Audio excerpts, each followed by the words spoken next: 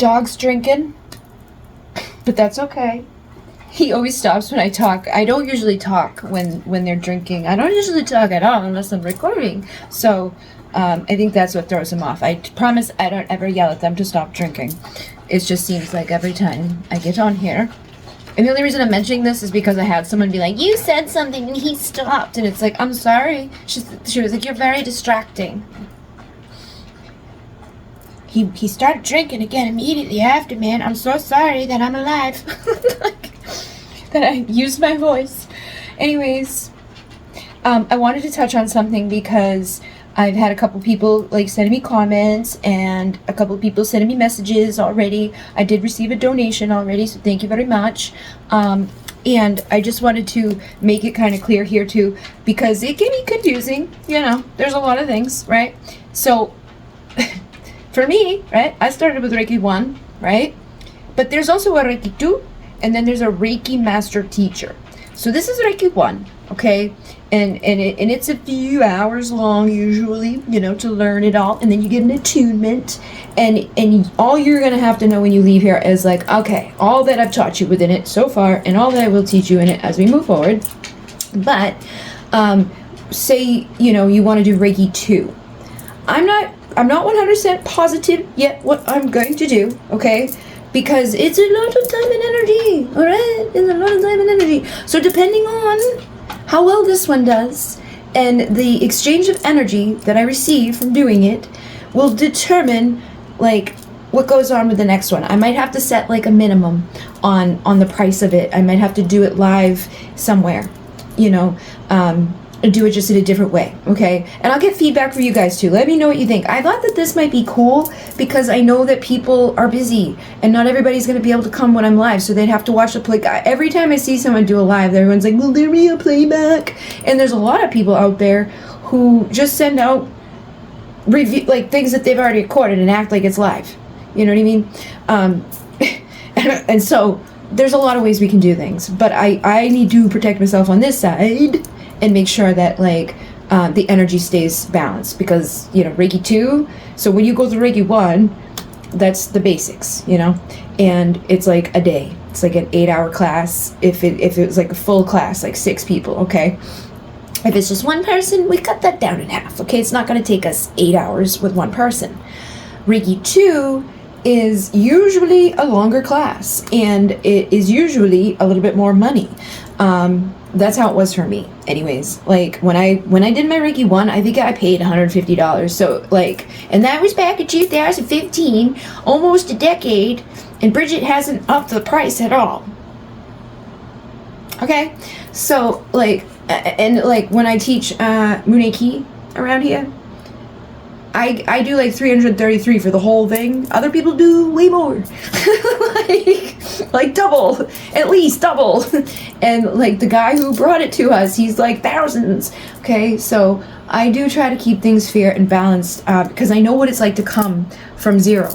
I know what it was like to be there, but unfortunately, I'm kind of struggling right now, and I need to not be, because I would be homeless if I don't figure this out and get like this stuff going again, which I do see already happening. So I'm very grateful for everybody who has been purchasing readings, going onto the Etsy shop, you know, booking stuff with me. I've got people who want to see me in person again. I just finished a class. I got the new channel. Like, I'm doing a lot of things, and a lot of things are like, I'm seeing cha-chings all the time. So I'm very grateful for that. But I'm gonna need to, you know, make a little bit more so I can get out of here, because I only have till 2025, and I gotta go somewhere else. And hopefully it'll be south. I feel like it's the time. Okay. But anyways, Reiki 2 is a little bit longer, a little bit more expensive, and then Reiki 3 or Reiki Master. And again, this is weird. Some people only do Reiki Master, and then some people do Reiki Master Teacher. So they make it even weirder. I basically think you should just do Reiki 1, Reiki 2, Reiki Master Teacher. You know, like, why mess around up here? Just get the teacher. Even if you don't plan on teaching, just get it. But I think some people may charge based on that too. Okay, so I did $150 for my Reiki 1, and then I did like, I think it was like $200 for Reiki 2. I didn't pay for it because I bartered for that class. I did all the person's websites and like things and was hosting events and doing all that stuff. What is wrong with you? And I think it was $200 or $199. And then Reiki Master Teacher, I ended up going to a different lady, and she did, you know, give me Reiki Master Teacher, and it was like 400 and something bucks, you know. It was expensive, I think. And that's like the going rate for it at that time. It was like 400, 450. If you wanted to be Master Teacher, it was like 500, depending on the teacher that you went to as well. So again, like, I need to make sure. What is wrong with you, dude? Why are you freaking out? I need to make sure that I keep it equal. He is such a healer, okay? This is serious. He's from serious. I saw a video the other day when I was teaching New Paradigm Master class. I was doing it here, and I was doing like attunements from the manual. He came in, and he was smaller then, but he was laying on his back in my arms with his head like that. And he stayed like that, and I was like dying by the end of it because I'm trying to read a book, and I'm holding one arm, and he's just passed out of sleep throughout the whole healing. And there was another time in that same house, someone came to get a dolphin healing. She wanted a Syrian dolphin like healing cleansing thing. And I'm like, I should do those again, huh? Like, so anyways, he was incessantly like obsessive that he needed to come into the room for that session, and I was like, no. At first, no. And then he finally was just so much of a jerk, we had to let him in. And he was fine as soon as he was in there. But sometimes he just wants to be, go to bed, buddy. Go to bed. He just wants to be a part of it. But it's like, sometimes it doesn't make sense for him to be a part of it. We're not doing any energy right now. Okay, buddy? So, yeah. I wanted to make that clear. So what you're getting here with me is your Reiki 1, level 1. You know, the basic stuff. When you leave here, you can't go teach it, you know, but you can practice it. You can share it with others. Now, my also thing is that, like, there's, like, you don't have to be a certified whatever in anything to do things, okay?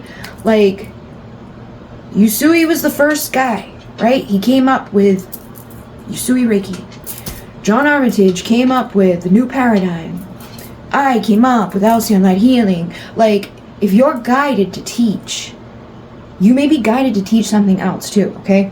So, again, I think it's a process. And it's like, some people get weird about, like, telling people that. It's like, oh, you're just gonna have these idiots that don't know what they're doing. But it's like, it's spirit, man.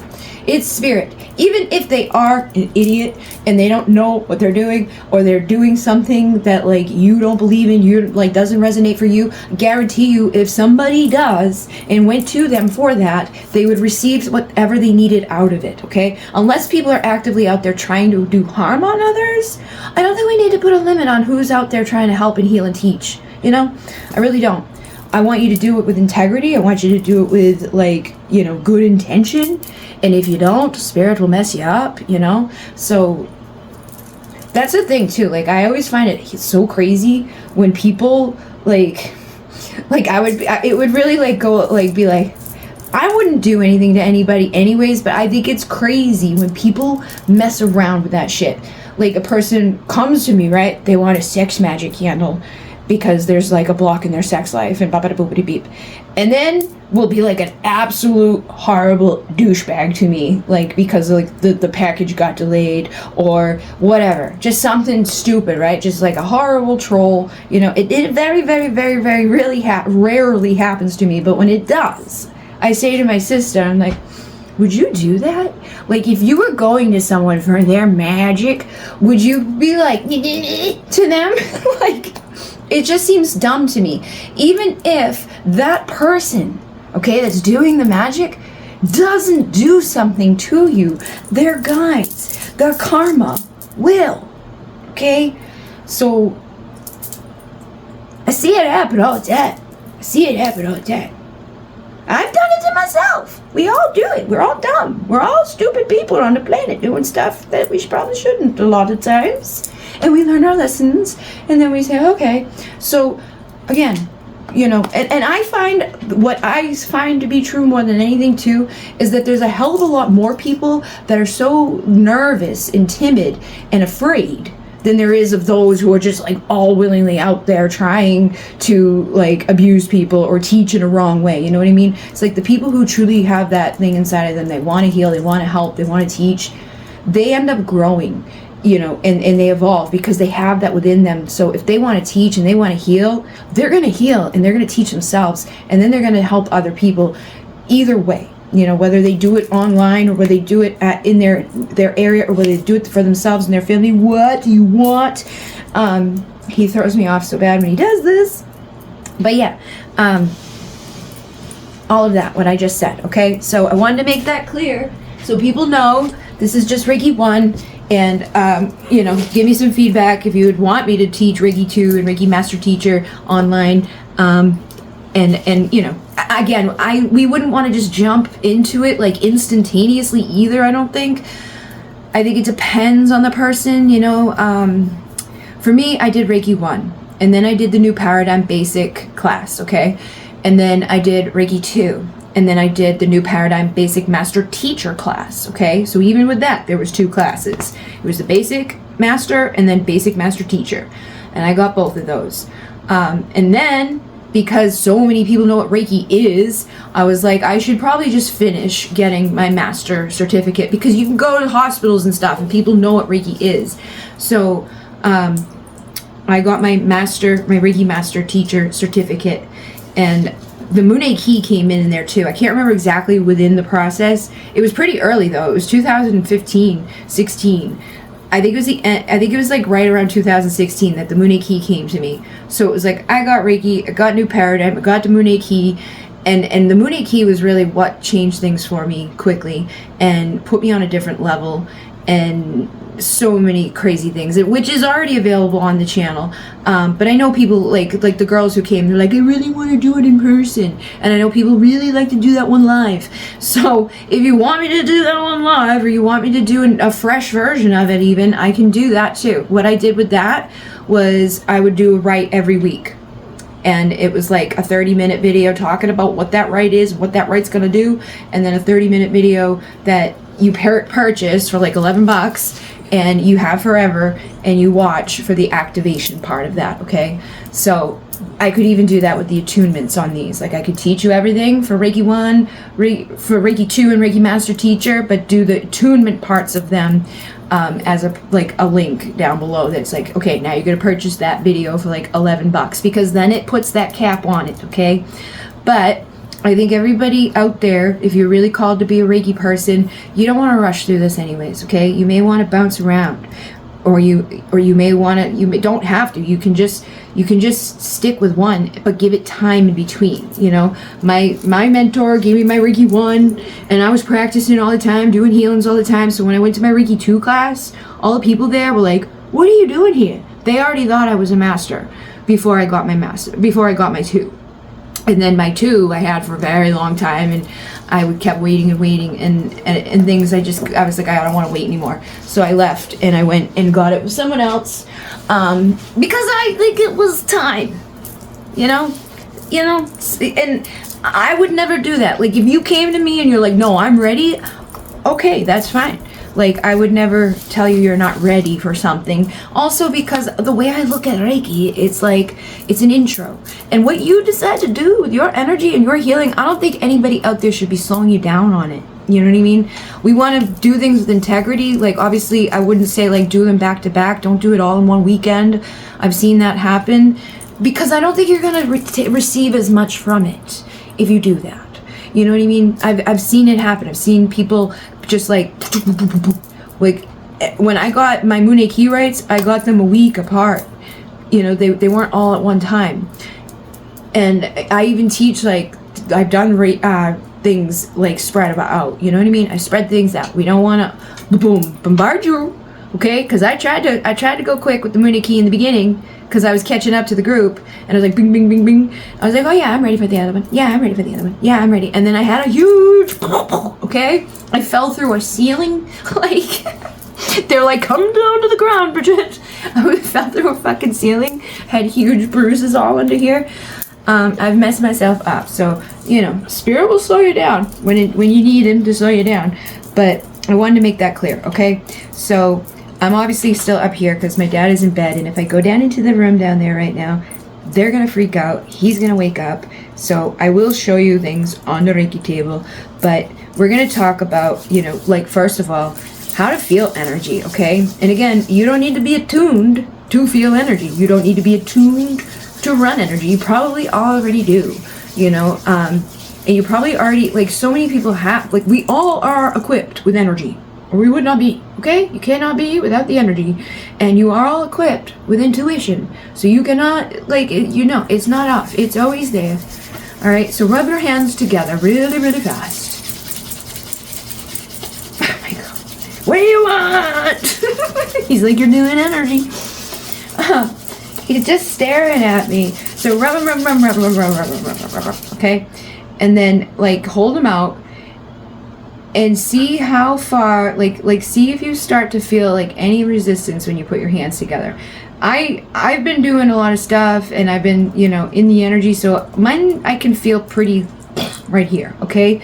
Yours, if you haven't been working with your energy, and it's, you know, like, it's the first time you do it, it may be a little bit closer that you feel the resistance. And you can grow it out. You can grow the resistance out. And if, like, having your eyes open doesn't work for you, breathe in through your nose, out through your mouth, and relax.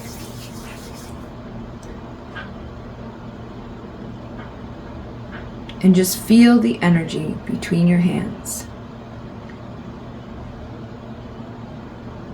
Feel the resistance that just naturally occurs around you.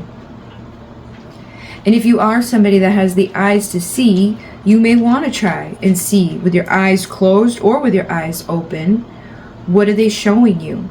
Maybe you're somebody that hears clairaudiently, and that doesn't necessarily mean it's an outside voice. There's a lot of people that don't even have an internal voice whatsoever.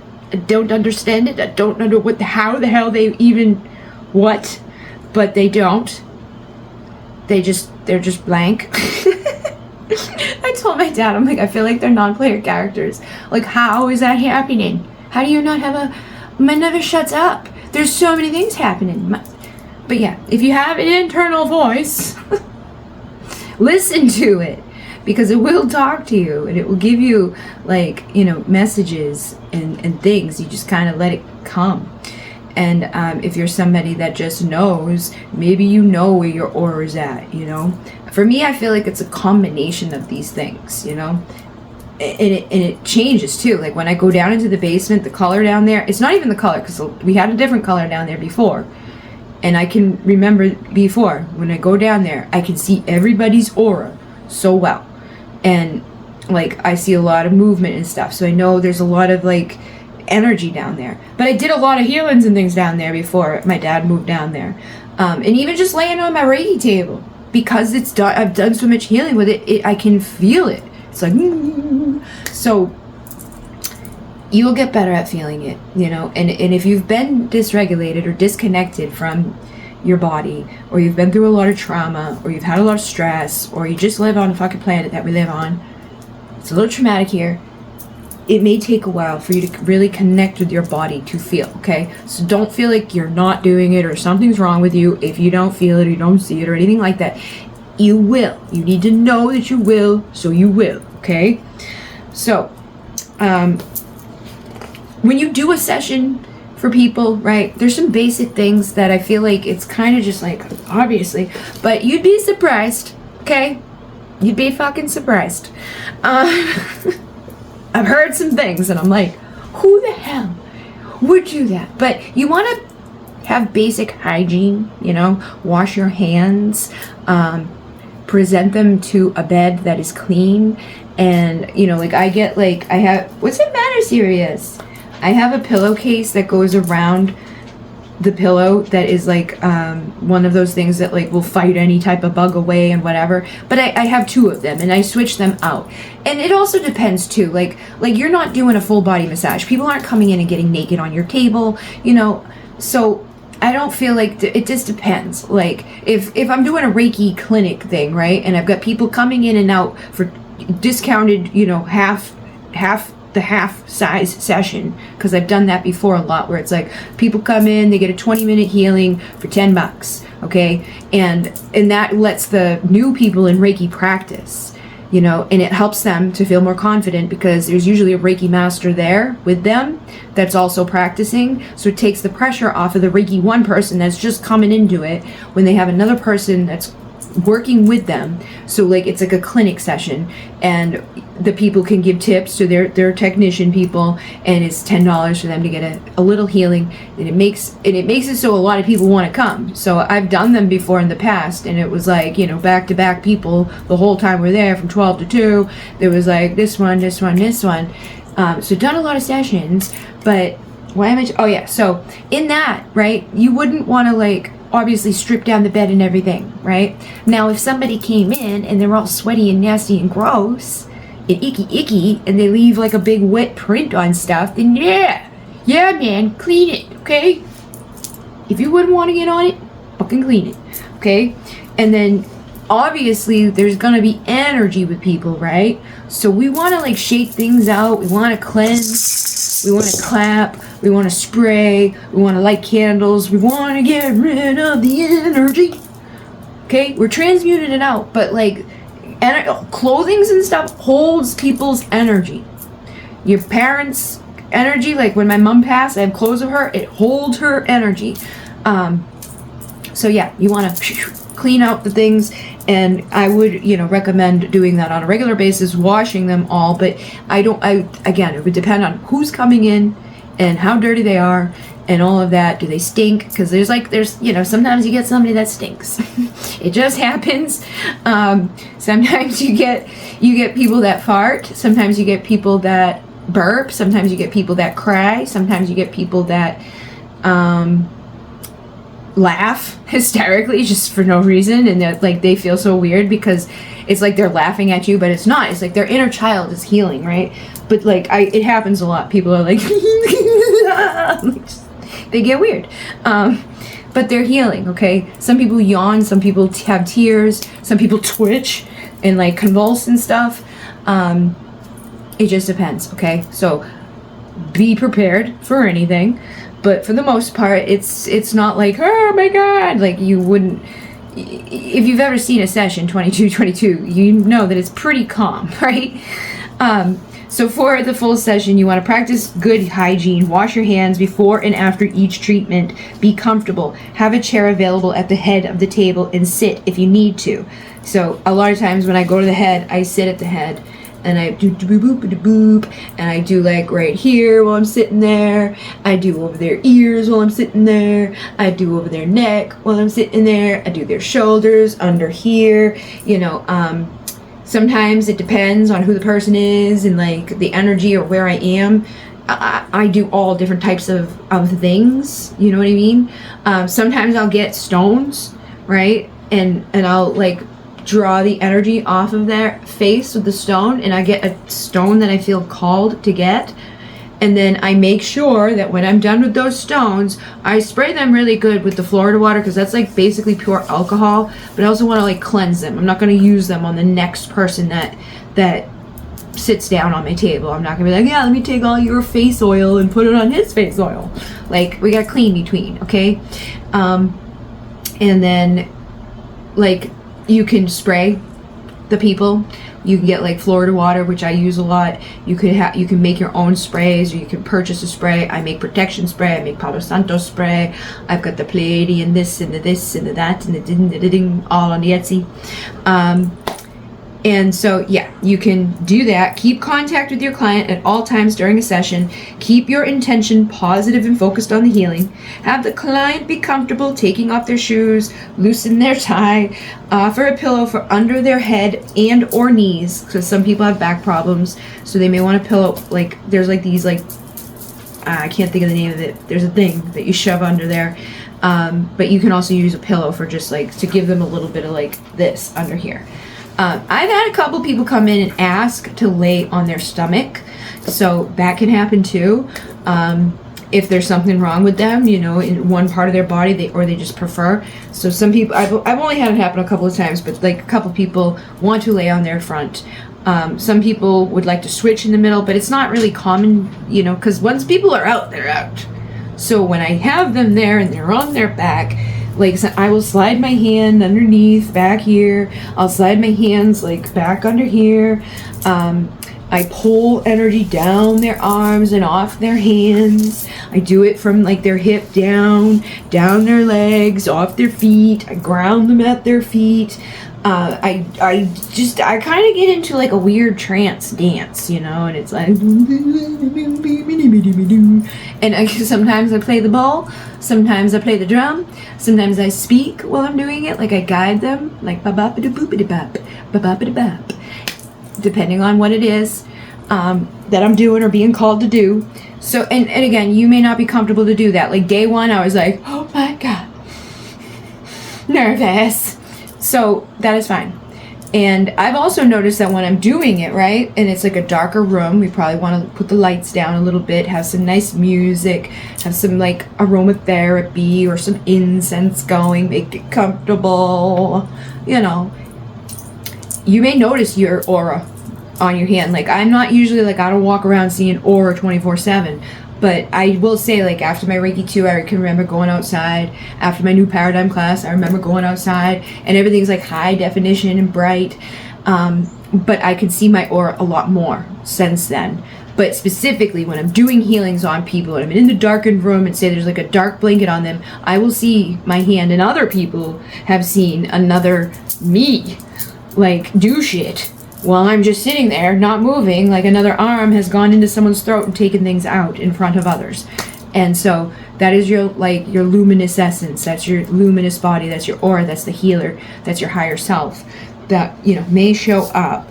So have everybody be comfortable. Always explain that it's a hands-on healing and ask permission to touch them. Do not touch their genitals. If they are uncomfortable with you, you can, like, touching them at all, you can hover. You know, you don't have to touch people to heal them. You can hover over them, and you can also send it distantly, okay? It's just energy. It's energy, it's intention, and that's what you do, okay?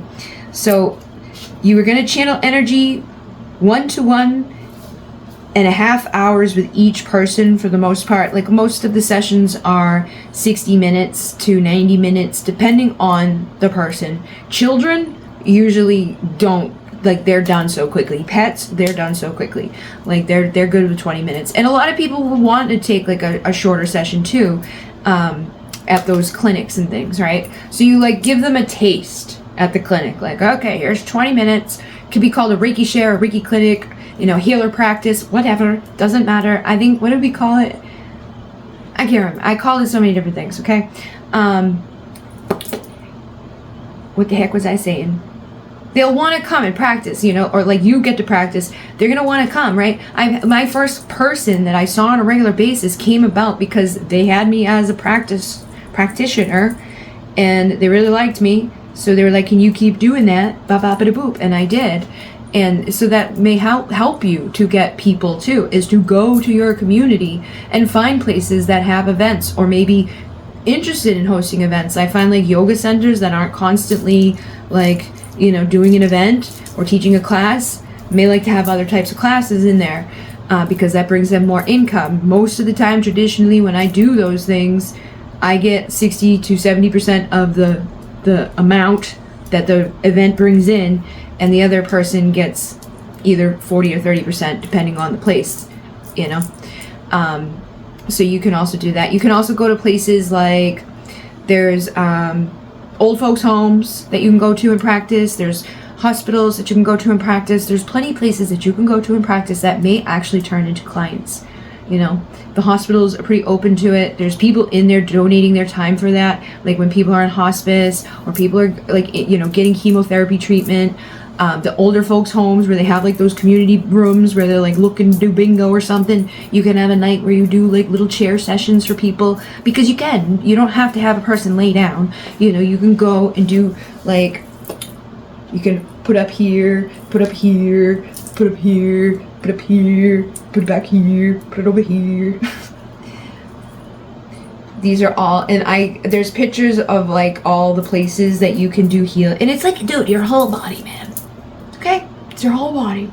Anywhere that hurts or anything that feels like it needs you to touch it, touch it. Now when you're working on other people, I feel like the same goes, except for here and here, all right? We don't want to be touching those things. However, if you have a lady or man that has breast cancer, they may want you to. You may have permission from them to actually physically touch them because they may be scared about that, right? Be smart about it. Don't get tricked by somebody. That's also something that may happen. Sometimes men get had. Just because, and it's happened to a lot of people. Like even at the clinics, it's happened, and I don't think it's intentional. I think it's because of the energy. Most of the time, I don't think you would even notice, but sometimes it's just noticeable. I tend not to look. Like I don't want to look. I don't even like whatever's happening is happening. Like I've also worked on a lot of women.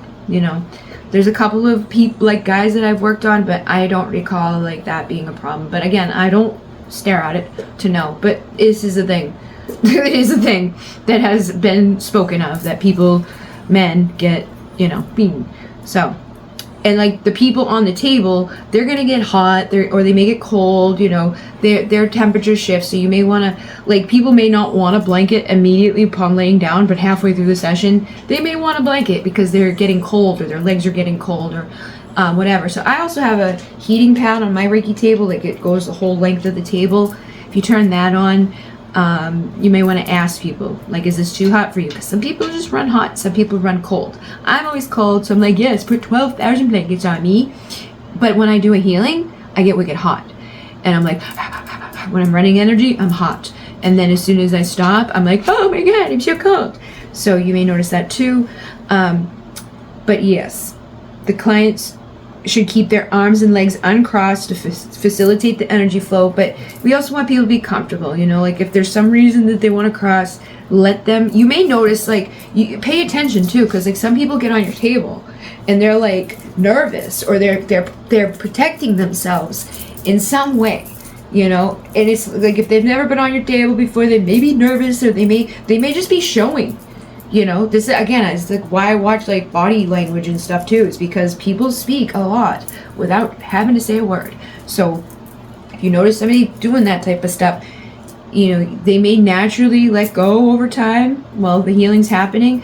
If they don't, you may want to like kind of like encourage it or get them to uncross. But I think everything happens for a reason. I try not to be too pushy with people. I want them to be comfortable, and use your best judgment for that. But the energy does flow best when things aren't crossed up. But I feel like if it can go through space and time and it's so intelligent, why the hell should my cross leg matter?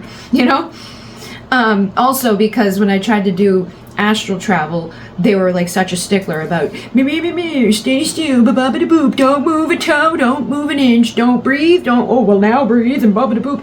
And I listened to all these different freaking people and their ways of doing it. There's this technique and that technique and ba-ba-deep. And eventually I was like, whatever. And I rolled on my side and I gave up and I left my body.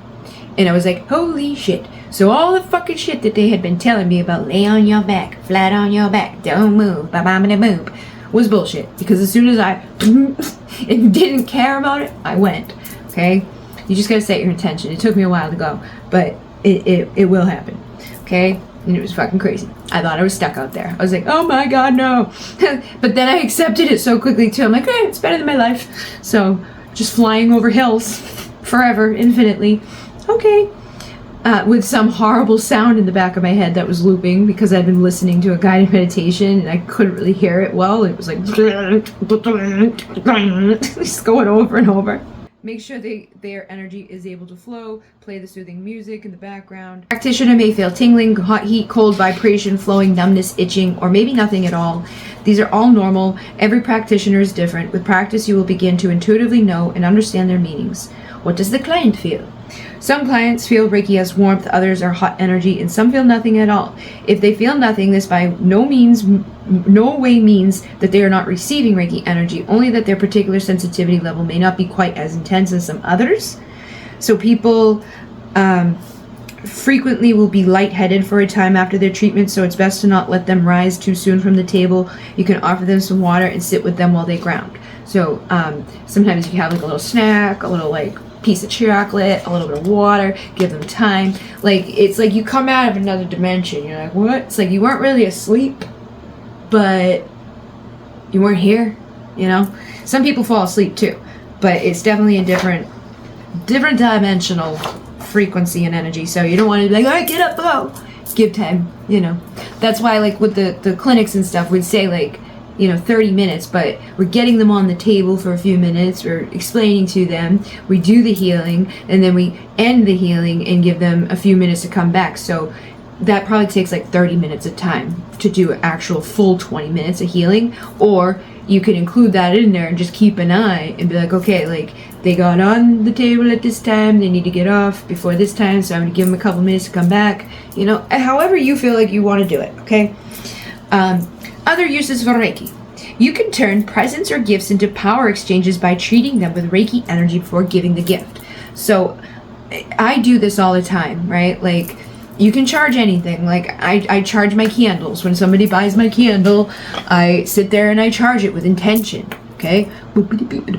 And like when people get a twin flame candle and they tell me their twin flame name, I charge it with both of their names and their intention. Someone gets protection and they let me know what their intention is, like what's going on, I will set that intention. There's a note section for people to let me know, like, what's going on, you know?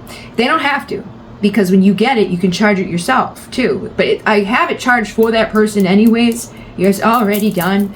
But if there's some one particular thing that people are like, oh, this is really bothering me, I can set that intention. But you basically Shambhala on or Reiki on, or just sit and charge it up. But like, even the process of me making the candle, the process of me stirring and creating the sprays and the blends and all of those things is a totally different thing.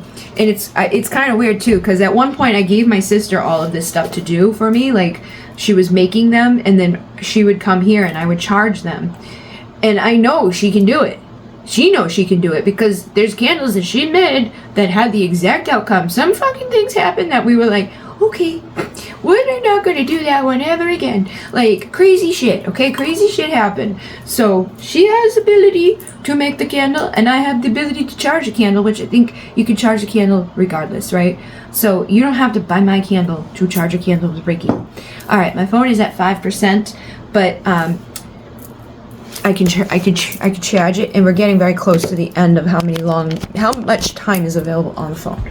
So yes, you can do gifts. Reiki can be sent in letters. When I do like a automatic writing and I send that out with the crystal, I charge the letter, I charge the crystal. Cover and protect your car or whatever form of transportation you choose with Reiki light. I also open the vortex in the car. You know, we want to keep ourselves safe. Crystals and stones can be cleared and charged by filling them with Reiki and setting intention, like I just said. I do the tantric twins. You can charge your pendulums. You can charge pie stones. You can do whatever you want, really. You can charge your jewelry. You can charge your food with the intent that it be cleared of all toxins and assimilate perfectly into your body. You can channel Reiki into your home or office or the rooms that you're staying in while traveling.